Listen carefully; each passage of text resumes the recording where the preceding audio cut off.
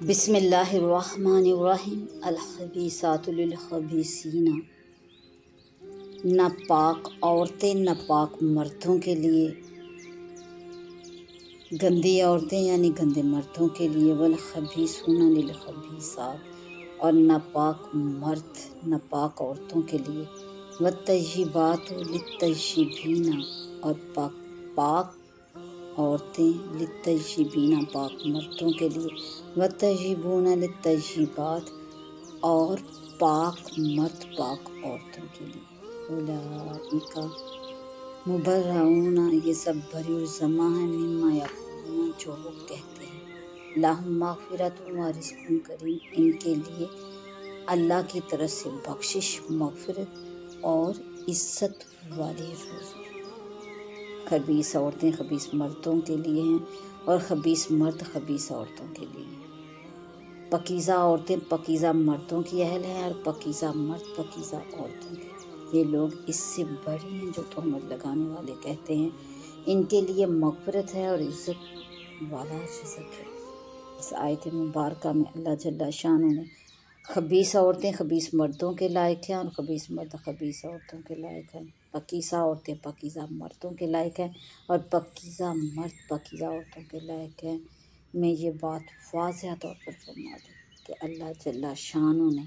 طبیعتوں میں جوڑ رکھا ہے،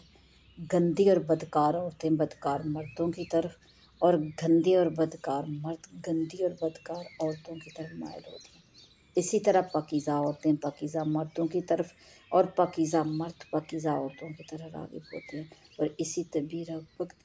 رغبت کی مناسبت کی وجہ سے اچھے لوگوں کے لیے اچھا جوڑا مل جاتا ہے اور برے لوگوں کو برا جوڑا حاصل ہوتا ہے۔ اس بات سے واضح طور پر معلوم ہوا کہ انبیاء حضرات کرام علیہم السلام کو جو اللہ جل شانہ نے بیویاں عطا فرمائی وہ پاکیزہ بیویاں تھیں۔ آپ صلی اللہ علیہ وآلہ وسلم جو تمام انبیاء کرام علیہم السلام کے سردار ہیں، ان کے ازواج بھی مطہرات اور پاکیزہ ہیں۔ جب اللہ جل شانہ نے سردار انبیاء صلی اللہ علیہ وآلہ وسلم کی زوجیت کا شرف عطا فرما دیا تو اب ان کے بارے میں بری بات کا خیال کرنا اور زبان پر لانا آپ صلی اللہ علیہ وآلہ وسلم کی شان اقدس پر حملہ کرنے کے مترادف ہے۔ اسی لیے حضرت عائشہ صدیقہ رضی اللہ عنہا پر تہمت لگانے والوں کے بارے میں جنہوں نے بری بات کو اٹھایا اور آگے بڑھایا اور پھیلایا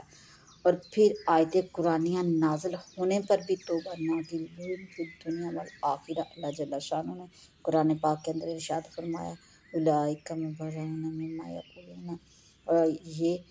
پاکیزہ مرد اور پاکیزہ عورتیں ان چیزوں سے بری ہیں جو لوگ ان کے بارے میں کہتے ہیں، یعنی کہ تہمت لگاتے ہیں، اور ان کے لیے لہم مغفرۃ و رزق کریم کا ارشاد فرمایا اللہ تعالیٰ نے قرآن پاک کے اندر۔ ان کے لیے گناہوں کی مغفرت ہے، عزت والا رزق ہے، یعنی ان کے لیے جنت ہے جس میں عزت کے ساتھ کھائیں گے۔ مبرؤون مما یقولون میں حضرت عائشہ رضی اللہ تعالیٰ عنہا کی برات کی تصریح کے ساتھ حضرت صفوان بن معطل رضی اللہ عنہ کی برات بھی واضح طور پر ہے۔ حضرت عائشہ صدیقہ رضی اللہ تعالیٰ عنہ فرمایا کرتی تھی کہ مجھے چند چیزوں پر فخر ہے، پھر اس کو اس طرح بیان فرماتی کہ آپ صلی اللہ علیہ وآلہ وسلم نے میرے علاوہ کسی باکرہ یعنی کنواری عورت سے نکاح نہیں فرمایا۔ آپ صلی اللہ علیہ وآلہ وسلم کی جب وفات ہوئی تو آپ میری گود میں تھے اور آپ میرے گھر میں دفن ہوئے، اور آپ صلی اللہ علیہ وآلہ وسلم کے اوپر بعض مرتبہ ایسی حالت میں وحی آتی تھی کہ آپ میرے ساتھ ایک ہی لحاف میں ہوتے تھے، اور آسمان سے میری برات نازل ہوئی۔ میں آپ صلی اللہ علیہ وآلہ وسلم کے خلیفہ اور دوست یار غار کی بیٹی ہوں، اور میں پاکیزہ پیدا کی گئی، اور مجھ سے مغفرت اور رزق کریم کا وعدہ اللہ جل شانہ نے قرآن مجید کے اندر ارشاد فرمایا۔ حضرت عائشہ یوں بھی اپنے آپ کو دی گئی نعمتوں کے بارے میں عطا کی گئی نعمتوں کے بارے میں ارشاد فرماتی کہ میں 7 سال کی تھی جب آپ صلی اللہ علیہ وآلہ وسلم نے مجھ سے نکاح کیا۔ فرشتہ میری صورت میں آپ کے پاس ایک ریشمی کپڑے میں لے کر آیا تاکہ آپ مجھے دیکھ لیں۔ میں نے جبرائیل کو دیکھا، میں بیویوں میں آپ کی سب سے زیادہ محبوب تھی، میں نے آپ کی آخری حیات میں آپ کی تمنا داری فرمائی۔ میرے ہی پاس آپ کی وفات ہوئی۔ آپ کی وفات کے وقت میرے اور فرشتوں کے علاوہ کوئی موجود نہیں تھا۔ حضرت یوسف علیہ السلام پر تہمت لگائی گئی تو اللہ جل شانہ نے ایک چھوٹے بچے کو قوت گویا دی اور اس طریقے سے ان کے برا ظاہر فرمائی۔ اور حضرت مریم علیہ السلام پر تہمت لگائی گئی جب، تو ان کے فرزند حضرت عیسیٰ علیہ السلام جب کہ وہ بھی گود میں تھے، ان کی برا ظاہر فرمائی۔ اور حضرت عائشہ صدیقہ رضی اللہ تعالیٰ عنہا پر تہمت لگائی گئی اور ان کی برا ظاہر فرمانے کے لیے اللہ جل شانہ نے قرآن مجید میں متعدد آیات نازل فرمائی۔ یا ایھا الذین آمنوا، اے ایمان والو، لا تدخلوا، نہ تم داخل ہو، بیوتن، گھروں میں، غیر بیوتکم، اپنے گھروں کے علاوہ دوسروں کے گھروں میں داخل نہ ہو، حتیٰ جب تک کہ تستانسوا، تم اجازت طلب نہ کر لو، وتسلموا، اور تم سلام نہ کر لو، علی اہلہا، ان گھر کے رہنے والوں پر، ذالکم خیر لکم، یہ تمہارے لیے بہتر ہے، لعلکم تذکرون، تاکہ تم نصیحت حاصل کرو، تاکہ تمہیں نصیحت ملے۔ اے ایمان والو، اپنے گھروں کے علاوہ